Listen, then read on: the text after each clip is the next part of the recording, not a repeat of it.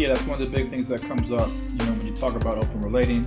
People say, well, what about safe sex? What about STDs? Doesn't open relating basically endanger society and spread disease way more than monogamy? And there's a lot of issues with that logic. The biggest issue with the logic is the fact that, one thing that we tend to do, especially in Western culture, is try to, put the responsibility of our behavior on other people. In other words, it's 2017. People should know how to protect themselves sexually. So the options that you have are you can abstain from sex entirely if you have a concern about catching or acquiring an STD. You can find a partner who thinks like you do, and you all get tested, as many times as you need to get tested to feel comfortable, and then you guys engage in an exclusive relationship. You could, wear the male condom, the female condom, the vaginal dams. There's all kinds of plastic products and barrier products that people can use to ensure that they don't come in contact with someone else's fluids and that type of thing. So the bottom line when it comes to STDs is people just need to take responsibility for their sexuality and not try to put the responsibility on their partner. So when you have sex with somebody, whether it's monogamy, whether you're monogamous or open or whatever, it's still, well, some people's philosophy is I don't know what that person has, and they might have something that doesn't show up for months later or years later or whatever. Well, if that's your philosophy, then you should just protect yourself. Don't have unprotected sex with people that you're not confident. Don't have STDs. Wear condoms, use vaginal dams, practice celibacy and abstinence, etc., until you feel comfortable, to have sex with a particular person. So when it comes to open relating, the same thing applies.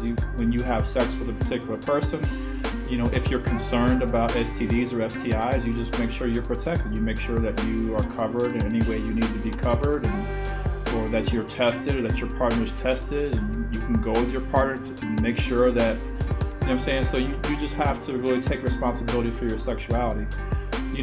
Open relating versus people who have the monogamous mindset, there's really no difference. Now, in terms of people who are married, again, if you're married and you're in a monogamous marriage and you have a concern with STDs, then either don't be open, don't participate in physical sexual contact with other people.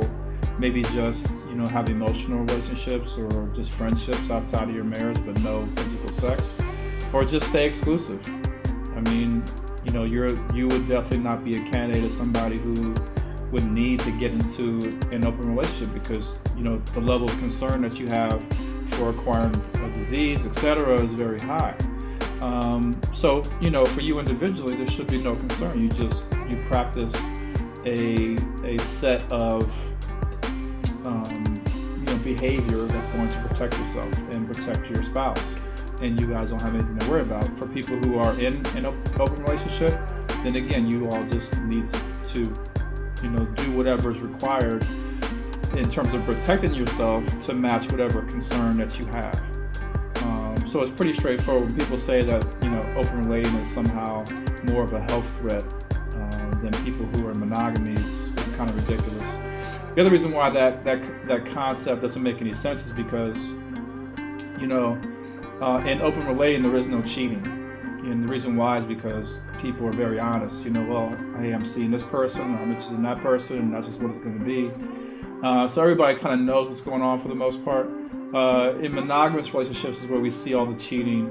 We see a lot of behavior that's like down low behavior where, one spouse is not telling the other spouse about how they really feel about somebody, or the fact they're having sex, or cheating, or they have another family, or, so that's really the behavior that tends to foster the spread of disease, the unnecessary spread of disease, right? So when you look at our society right now, our society is predominantly monogamous. Monogamy is the, relationship style that dominates.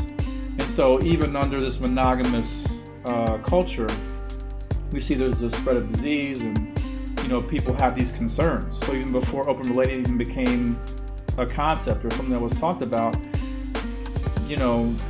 monogamy was here, and so was the concern for STDs. So was the scare, the fear of STDs. And the reason why is because, again, even in a monogamous culture, there's going to be a tremendous risk because of the lack of authenticity, the lack of being able to tell the truth, the amount of sneaky behavior that takes place. Just look at, websites like Ashley Medicine, look at Backpage, look at all these businesses that are basically established to help people, have sex on the side. A lot of these websites and services are for like married men who are taking these business trips, and they're sleeping with other women while they're on these trips.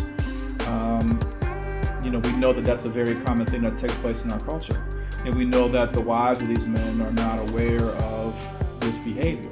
And again, that's where more so the risk comes in when you talk about STDs and that type of things, because there's a lack of communication, there's a lack of understanding of what's actually going on with one of the spouses, and that's where the true risk is, in my opinion.